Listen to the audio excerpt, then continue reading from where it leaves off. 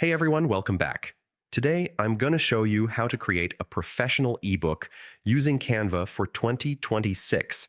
It's really simple, and yeah, you don't need any fancy software to make something that looks amazing. First, log into your Canva account. Once you're in, search for ebook in the templates section. You'll see tons of ready-made designs you can use. Pick a template that matches your style. Then, start customizing it. Add your title, subtitle, and images.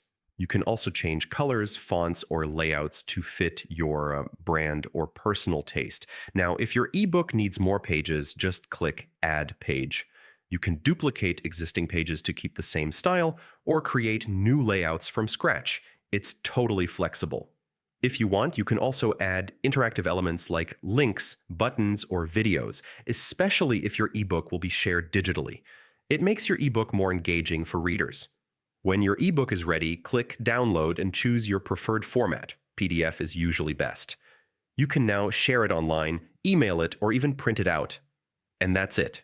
You've successfully created a full ebook using Canva in 2026. It's really that easy to make something professional looking without any design experience.